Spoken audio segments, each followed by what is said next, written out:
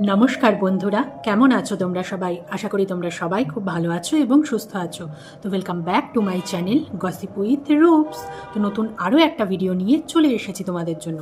তো আজকেও দুজনার ভিডিও নিয়ে বলবো। কারা কারা? ওই দিদি আর বুনু। দিদি আর বুনুর এখন কম্বিনেশনটা ভালোই হচ্ছে, বলো। তো বুঝতে নিশ্চয়ই পেরেছো, ওইদিকে মানু বুনু আর ওইদিকে হচ্ছে মন্দু দিদি। এদের ভিডিও নিয়ে বলবো। তো চলো প্রথমে দিদিকে দিয়ে শুরু করা যাক। বড় বলে কথা, বয়োজ্যেষ্ঠ। তো দিদির ভিডিওতে কি দেখলাম, দিদির হচ্ছে প্রথমে শুরু করলো কি মাছ আসবে, তার জন্য ওই দাঁড়িয়ে রয়েছে গেটের সামনে যে আসে।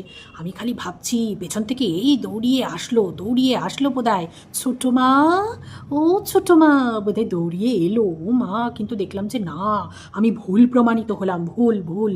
হ্যাঁ, দেখলাম যে না, আইলো না ছোটো মা, আইলো না। ছোটো মা মনে হয় টের পায়নি, বুঝতে পেরেছো? না হলে ঠিক দৌড়ে চলে আসতো। তারপরে যাই হোক, তারপরে কি 12টার সময় রান্না বসাচ্ছ? হ্যাঁ, কি করছো? হুটোপাটা করে রান্না করতে হবে আজকে, কারণ ওই যে সিঁড়িঘরের ওই ওপরটা, মানে সিঁড়ির ওই ওপরটা মাঝখানটা পরিষ্কার করতে হবে। ওইটা একটা এক্সট্রা কাজ হয়ে গেছে তোমার জন্য। হ্যাঁ, মানে আমি খালি ভাবি যে সকালবেলা উঠে কোনো কাজ নেই, না ঘর ঝাড় দিতে হয়, না ঘর মুছতে হয়, না বাসন মাজতে হয়, না ব্রেকফাস্ট বানাতে হয়, কিচ্ছু না। ওই দই দিয়ে মুসলি দিয়ে খেয়ে নিল, হয়ে গেল। আর বরের তো ওই তো দই বার করে দিল, ডিমটা সেদ্ধ করে দিয়ে দিল, ফলগুলো কেটে দিয়ে দিল, হয়ে গেল ব্রেকফাস্ট। এমন না যে রুটি তরকারি বানাতে হচ্ছে বা অন্য কোনো কিছু বানাতে হচ্ছে। হ্যাঁ, কিচ্ছু না। মানে সকালবেলা যে কি করে আসলে, 10টার সময় ঘুম থেকে উঠলে কি কারোর কাজ এগোয় কারোর কাজ? জানতো যে আমাকে এক্সট্রা কাজ করতে হবে, তাহলে আমি তাড়াতাড়ি উঠি ঘুম থেকে। বাবা, ওই সব নেই। তাড়াতাড়ি উঠেছিল, ঘুম থেকে উঠে আবার কি করেছে, ব্রাশ টাশ করে চা টা খেয়ে আবার মহারানী চলে গেছেন ঘুমাতে, আবার শুতে। বুঝতে পেরেছ? এই হচ্ছে ব্যাপার। তার জন্য 12টার সময় রান্না বসিয়েছে, আর হুটোপাটা করে রান্না করবে আজকে, হুটোপাটা। তারপরে কি বাবা, কত রকমের পদ দেখেছো? মানে মিস্ত্রি যেই কয়দিন বাড়িতে কাজ করেছে সেই কয়দিন শুধু এক পদ রান্না হয়েছে, কারণ তখন বুঝে শুনে চলতে হবে। হ্যাঁ, মানে কি লজিক। মানুষ যদি একটা কাজ, মানে একটা বড় কাজে যখন হাত লাগায়, মানুষ তখন মানে যবে থেকে ভাবে যে আমি মানে কাজটা করব 6 মাস বাদে গিয়ে, সেই 6 মাস আগে থেকেই মানুষ বুঝে শুনে চলে। মধ্যবিত্ত পরিবারে তো এইরকমই হয়, তাই না? একটা 80,000 টাকা 90,000 টাকা তো এমনি চলে আসে না, সেটাকে তো গোছাতে হয়, তার জন্য তো সেইভাবে চলতে হয় মানুষকে। ও বাবা, ওর লজিক কি, যেই কয়দিন মিস্ত্রি কাজ করবে সেই কয়দিন এক পদে রান্না হবে। মিস্ত্রির কাজ হয়ে গেছে, আবার শুরু হয়ে গেছে 3 পদ 4 পদের রান্না। আর ওই পটলের খোসা বাটাকেও আজকাল খায় আজকাল, কোনো কিছুরই খোসা বাটা খেতে নেই, যা বিষ দেয়। আর বিশেষ করে পটল, ওই কী জলে চোবায়, তুতে জল না কী জলে চুবিয়ে রাখে, তারপরে সেইগুলোকে বাজারে পাঠায়। তো ওর পটলের মধ্যে যে কী বিষ আছে সেটা বলার কথা না। সেই পটলগুলোকে কেটে পটল বাটা করছে, খোসা বাটা। তারপরে তো তেল, বাপরে বাপ। হ্যাঁ, মাছের মধ্যে তেল ভেসে রয়েছে, মাছের ঝোলে। তারপর ওই পটল পোস্তের মধ্যে তেল ভেসে রয়েছে। আর তেলটার মধ্যে তো তেল থাকবেই। ওই বেগুন তেল যেটা করেছে, খালি ওই বাটাটাই দেখলাম যে একটু তেল কম হয়েছে, ওটার মধ্যেও তো ঢেলে দিতে পারতে, 1 শিশি তেল ঢেলে দিতে পারতে, ওইটাও একটু তেল ভেসে থাকতো। হ্যাঁ, ওইরকম তেলে রান্না করবে আর 2 দিন পর খালি ডাক্তারের কাছে যাবে। তারপরে কি করলে, তারপরে সবাইকে ডেকে এনে দেখাচ্ছ ঘর কীরকম হয়েছে। আগের দিন শ্বশুর শাশুড়িকে ডাকলে, তারপরে হচ্ছে আজকে ছোটো মা বড়দি ওদেরকে ডেকে আনলে। বাবা, আমি না দেখে অবাক হয়ে গেছি, কারোর হাতে মোবাইল নেই। এটা মানে কী করে সম্ভব হলো? হ্যাঁ, এদিকে মন্দু ভিডিও করে দেখাচ্ছে যে ও এনে মানে ওদেরকে ঘর দেখাতে এনেছে, অথচ ছোটো মা বলো বড়দি বলো ওরা মোবাইল নিয়ে আসেনি, ওরা ক্যামেরা অন করলো না। হ্যাঁ, যে দেখো আমাদের বুনু হচ্ছে আমাকে আমাদের ঘর দেখাতে নিয়ে এসেছে, নতুন ঘর করেছে, সেই ঘর দেখাতে নিয়ে এসেছে। সেটাও তো একটা মানে থাম্বনেলে চিপকানো যেত, কই তাদের হাতে কিছুই দেখলাম না। মানে ব্যাপারটা ঠিক কী হলো বুঝলাম না। মানে এত বড় একটা জিনিস। হ্যাঁ, বড়দির কথা বাদ দিলাম, ও বেশ ভালো মহিলা, ওনাকে বলে লাভ নেই, উনি ওই মুখ দেখানোর জন্য বসে থাকে না। কিন্তু ছোটো মা কী করে এই কাজটা করলো, ছোটো মা কী করে মোবাইলটা আনলো না, আমি খালি সেইটা ভাবছি। এত বড় একটা সুযোগ থামনেলে দেওয়ার, মানে এত বড় একটা সুযোগ, থামনেলে মুখ দিতে পারতো, সেটা কী করে হাতছাড়া করলো, জাস্ট আমি এখনও ভেবে পাচ্ছি না। তো যাই হোক, তারপরে হচ্ছে ওই জায়গাটা টোছালে। হ্যাঁ, তারপরে হচ্ছে কার্পেট পাতাটা কিন্তু হয়নি ঠিকঠাক। হ্যাঁ, ওই অনেক জায়গায় এরকম উঁচু হয়ে রয়েছে, হাওয়া ঢুকে রয়েছে কিন্তু। হ্যাঁ, কার্পেট যে পেতেছে কার্পেট কিন্তু ভালো করে পাততে পারিনি। তো যাই হোক, তারপরে ওই জিনিসপত্র গোছালে, সেখানে তোমার বাবার দেওয়া সেই ওভেন রয়েছে, তারপরে তোমারও ওভেন রয়েছে যেগুলো পড়ে রয়েছে, এবং তুমি লোক খুঁজে বেড়াচ্ছ যে মানে যার সত্যিকারের প্রয়োজন তুমি তাকেই দিতে চাও। আচ্ছা, কার বাড়িতে গ্যাস নেই বলতে পারো? কার বাড়িতে গ্যাস নেই? আর ওরা যেই জায়গায় থাকে ওটা তো আর গ্রাম্য এলাকা না যে মানে কি বলবো, গ্রামে থাকে, গ্রামের পরিবেশে মাটির উনুনে রান্না করে, তাদের গ্যাস ওভেন নেই, এরকম কারোর সাথে পরিচয় তো নিশ্চয়ই নেই। হ্যাঁ, তাই না? আর এখনকার দিনে যতই মাটির উনুন থাকুক না কেন, গ্রামে বাড়ি থাকুক না কেন, একটা গ্যাস ওভেন সাথে থাকে, কম্পালসারি। তো তুমি মানে কোথায় খুঁজে বেড়াবে যে যার সত্যিকারের দরকার? মানে সবারই তো গ্যাস ওভেন রয়েছে, গ্যাস রয়েছে বাড়িতে। তো এইরকম মানুষ তুমি কোথায় খুঁজে বেড়াবে আমাকে বলতে পারো? আর মানে এরকম যদি সত্যিই খুঁজতে হয় তাহলে তোমাকে যেতে হবে যাদের মাথায় কোনো ছাদ নেই, যাদের থাকার জায়গা নেই, যারা ফুটপাতে থাকে, তাই না? তারাও দুবেলা ওই দেখবে রেঁধে বেড়ে খায়, মানে ট্রেনে যেতে যেতে দেখবে অনেকে রেল লাইনের ধারে অনেকজন মিলে একসাথে থাকে, রান্নাবান্না করে, ওই তাঁবুর মতন খাটিয়ে থাকে। ওদের দরকার, ওদের যদি এই গ্যাস ওভেন মানে তাও ওরা ওই গ্যাস কোথা থেকে পাবে? ওরাও বা নিয়ে কি করবে, তাই না? ওই সিলিন্ডার গ্যাস যদি মানে দরকার হয় ওই তোমার ওই ওভেন জ্বালাতে, দেখলাম না আমি ঠিক ওটা, মানে গ্যাসই তো লাগবে বোধহয়, সিলিন্ডারই তো লাগবে। তো ওই যারা মানে ফুটপাতে থাকে তারা আর কি করে গ্যাস, মানে ওই ওভেনও তাদের কাজে লাগবে না। তো আসল কথাটা কি বলো তো, মানে ওই করোনার সময় একজন সেলিব্রিটি, ঠিক আছে, একজন সেলিব্রিটি একটা খুব বড় দামি কথা বলেছিল। কথাটা হচ্ছে ওই সময় সরকারের পক্ষ থেকে কিন্তু সরকারের তরফ থেকে ওই কী বলে, আরে বলো না, ওই কিউআর কোড দিয়ে রেখেছিল যে সবাই সাধারণ মানুষকে আর কি বলেছিল যে সবাই এতে সাহায্য করুন, হ্যাঁ, যাতে সেটা মানে যাদের দরকার, করোনার সময় দরকার, তাদেরকে সরকার সাহায্য করতে পারে, কিউআর কোড দিয়ে রেখেছিল। তো সেই সেলিব্রিটি একটা খুব ভালো কথা বলেছিল যে এই যে আপনারা দিচ্ছেন এখানে টাকা, বা যে কোনো জায়গায় হোক, শুধু সরকারি জায়গা বলে না, বিভিন্ন এনজিও বলুন বা যে কোনো জায়গাতে বলুন, যেখানে আপনি টাকা দিয়ে দেখতে পাচ্ছেন না যে আপনার টাকাটা আদৌ কোথায় যাচ্ছে, আদৌ ঠিক জায়গায় যাচ্ছে কি না, যাদের দরকার তাদের কাছে যাচ্ছে কি না, হ্যাঁ, আপনি তো দেখতে পাচ্ছেন না। তো সেই সমস্ত জায়গায় না দিয়ে, আপনার মূল্যবান টাকা, আপনার মানে রক্ত জল করা টাকা সেই জায়গায় না দিয়ে আপনারা দেখুন আপনার আশপাশে কাদের দরকার, আশপাশে কোন নিডি মানুষ রয়েছে, যাদের প্রয়োজন রয়েছে সেই টাকার, যাদের দরকার, যারা পাচ্ছে না টাকার জন্য কিছু করতে। আপনার পাড়া প্রতিবেশীকে দেখুন, আপনার চেনা পরিচিতদের মধ্যে দেখুন, আপনার বাড়ির কাজের লোকটাকে দেখুন, এদেরকে দেখুন। এরা তো অভাবী, সত্যিকারের তো অভাবী, তাই না? তো এদের সাহায্য করুন। প্রত্যেকে যদি প্রত্যেকের আশপাশের মানুষজনগুলোকে দেখে না, তাহলে কিন্তু কারুরই কিন্তু কষ্ট থাকে না, অনেক লাঘব হয় কষ্ট। তো এই কথাটা কিন্তু উনি খুব দামি কথা বলেছিল, যে সত্যিই তো মন্তুরানীকেও এই কথাটা বলছি যে তুমি কোথায় নিডি মানুষ, মানে যার সত্যিকারের সাহায্য দরকার তাকে খুঁজে বেড়াবে। তোমার বাড়িতে যে কাজ করে তুমি তাকে দাও না, সেও তো গরিব মানুষ, সেও তো লোকের বাড়ি বাড়ি কাজ করে খাচ্ছে, তারও তো দরকার। এবার তার বাড়িতেও কি গ্যাস নেই? নিশ্চয়ই আছে, কিন্তু তবুও তবুও মানে তাদেরই তো দরকার, তাই না? শুধু গ্যাস ওভেনের কথা বলছি না, অন্য যে কোনো সাহায্য, এই যে তোমার কাছে শাড়ি চেয়েছিল, তোমার কাছে চাদর চেয়েছিল, কেন এগুলো চাইবে কেন? এগুলো তো তুমি এমনিই দিতে পারো তাকে, তাই না? এগুলো তো তুমি এমনিই দিতে পারো, তোমার তো অঢেল রয়েছে, তুমি তো একে তাকে বিলিয়ে দাও। মেয়ের কত জামা ছোট হয়ে গেছে, ভালো ভালো জামা যেগুলো হয়তো পরেও নি কখনো, সেইগুলো দিয়ে দাও। যদি ছোট বাচ্চা থাকে তার, এইসব মানুষদের দাও, তাই না? তোমাকে মানুষ খুঁজতে বেরোতে হবে না, যে যাদের সত্যিকারের প্রয়োজন তাদের খুঁজতে বেরোতে হবে না, নিজের আশপাশে তাকিয়ে দেখো যে কার প্রয়োজন, কাদের অভাব, তাদেরকে দাও। তারপরে হচ্ছে ছাদ ফাদ ঝাড় দিতে গেলে তো তখন একটা কথা বললে, যে আমার না এই মিথ্যে কথাগুলো না আমার বড্ড বিরক্তিকর লাগে। ছাদটা ঝাড় দেওয়ার সময় কি বললে, যে এই যে ছাদটা এখন ঝাড় দিয়ে রাখছি, এখন যদি বৃষ্টি হতো, একটু পরে যদি বৃষ্টি হতো বা সন্ধ্যাবেলায় যদি বৃষ্টি হয়, তাহলে খুব ভালো হবে, একেবারে আমার ছাদটা খুব পরিষ্কার হয়ে যাবে, মানে আমার আর জল ঢালতে হবে না। হ্যাঁ, তারপরে কি বললে, মনে হচ্ছে হবে বৃষ্টি, কারণ ওয়েদারটা একদম থমথমে হয়ে রয়েছে, থম মেরে রয়েছে, সন্ধ্যাবেলার দিকে নিশ্চয়ই বৃষ্টি হবে। এই কথাটা কেন বললে জানো? এটা তুমি ভয়েস ওভারে বলছিলে। ভয়েস ওভারটা কখন দিয়েছো? হয়তো রাত্রিবেলা দিয়েছো, আর নয়তো পরের দিন সকালবেলা দিয়েছো। এবার যেহেতু রাত্রিবেলা দিয়েছো, সেহেতু সন্ধ্যাবেলা বৃষ্টিটা হয়ে গেছে, তুমি সেটা জানো, তাই না? জানো বলেই তুমি কিন্তু তখন ওই কথাটা বললে। আদৌ কিন্তু ওয়েদার থম মেরে ছিল না, সুন্দর রোদ ছিল, ওই তোমার দরজার ফাঁক দিয়ে না, ওই জায়গাটা দিয়ে সুন্দর রোদ বোঝা যাচ্ছিল।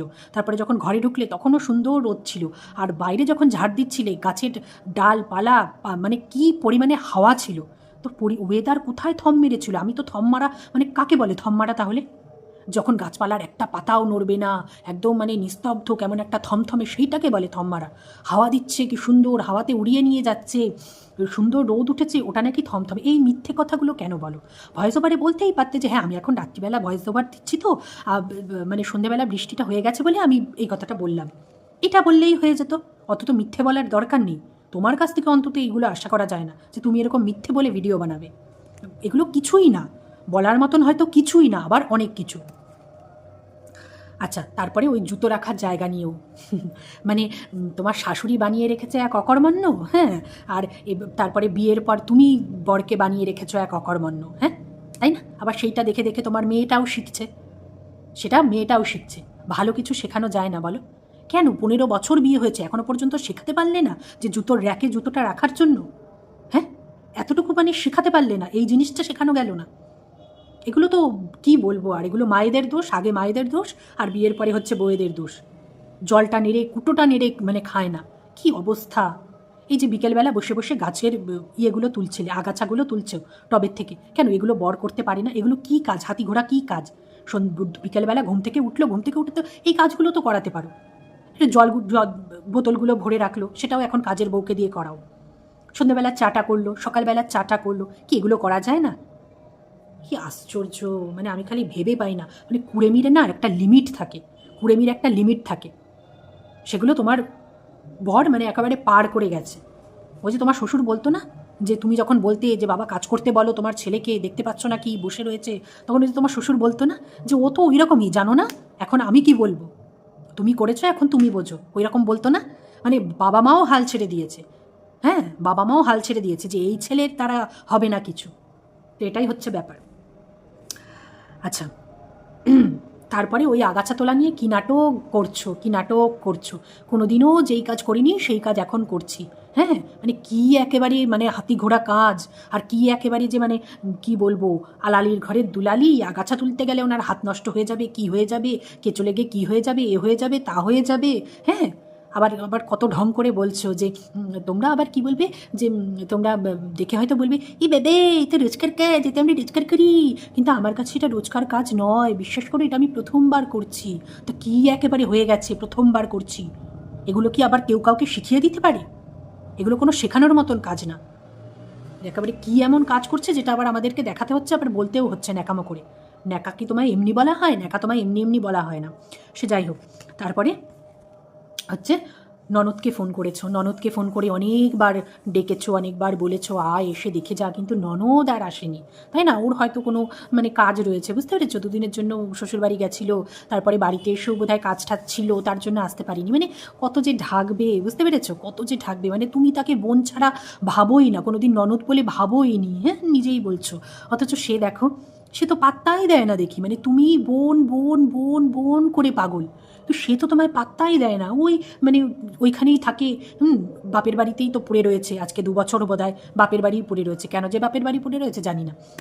তো তারপরে মানুষে তো আসে, এসে একটু গল্পই করে, এতই যদি তোমার বান্ধবী হবে দুজনে, তাই না, তাহলে এসে একটু গল্প করতে পারে না বৌদির সাথে? কই সেটাও কখনো দেখি না, তাই না? আসলে ব্যাপারটা কি বলো তো, ওই যে যাই হোক, শাশুড়ির সাথে যে তোমার কিছু একটা খিটিমিটি হয়েছে, বা আগেও হয়েছে, হবেও, এবং ভবিষ্যতেও হবে, এখনও যে হয়ে রয়েছে সেটা স্বাভাবিক। এবার কি বলো তো, মেয়ে তো মানে মেয়ে কখনো ওই মায়ের দোষ কিন্তু দেখবে না, বুঝতে পেরেছো? সে বৌদি যতই ভালো হোক না কেন, বৌদি যতই কিছু করুক না কেন, বাবা মায়ের জন্য যাই করুক না কেন, মা ওই যে মায়ের দোষ কখনো কিন্তু কেউ দেখবে না। এবার সেটাই ব্যাপার, এবার শাশুড়িও বোধহয় একটু মানে কি বলবো, রাগ হয়েছে, বা রাগ ছিলই হয়তো কোনো কারণে, এবার তোমার ননদও সেই মানে মায়ের দলেই ঢুকে গেছে, বুঝতে পেরেছো? ব্যাপারটা হচ্ছে এইটা, সবই বোঝা যায়। তারপরে ওই মেয়েকে যখন খাইয়ে দিচ্ছিলে, হ্যাঁ, সেইটা নিয়েও আবার ক্ল্যারিফিকেশান দিতে বসে গেছো, যে কেন মেয়েকে খাওয়াচ্ছ, মানে বলবে সবাই, দর্শকরা বলবে, তারপর ক্রিয়েটাররা, কন্ট্রোভার্সি সব বসে যাবে, যে নিজের মেয়েকে খাওয়াচ্ছ, কই ননদের ছেলেটাকে খাইয়ে দিতে পারলে না? তার জন্য আগে থেকেই ক্ল্যারিফিকেশান কিন্তু দিয়ে দিয়েছে মন্দু, হ্যাঁ, মানে এত ক্ল্যারিফিকেশানের কেন দরকার, কিসের দরকার? তুমি তো জানো তুমি কি করেছো না করেছো, কি বলেছো না বলেছো, এত তো মানে মানে ভয় পেয়ে, যদিও তুমি কাউকে ভয় পাও না বা তুমি কন্ট্রোভার্সি চাও, তবুও হঠাৎ করে কেন ক্ল্যারিফিকেশান দিতে গেলে, সেটাই আমি বুঝে পেলাম না। তো যাই হোক, মন্দুর ভিডিও তাহলে এইটুকুই ছিল। এবার আসি আমাদের মানু রানীর ভিডিওতে। তো মানুরানির আবার শুরু হয়ে গেছে সেই এবার শরীর খারাপের ভিডিও চলবে। তারপরে লঙ্কা আনা নিয়ে দেখলে কি কাণ্ড হচ্ছিল। সত্যি বাবা, মানে বাজার নেই, অর্ধেক জিনিস নেই, যখন যেটা দরকার পড়ছে যাও ওখান থেকে গিয়ে নিয়ে আসো। হ্যাঁ, মানে কি অবস্থা ছন্ন ছাড়া, এটাকে সংসার করা বলে?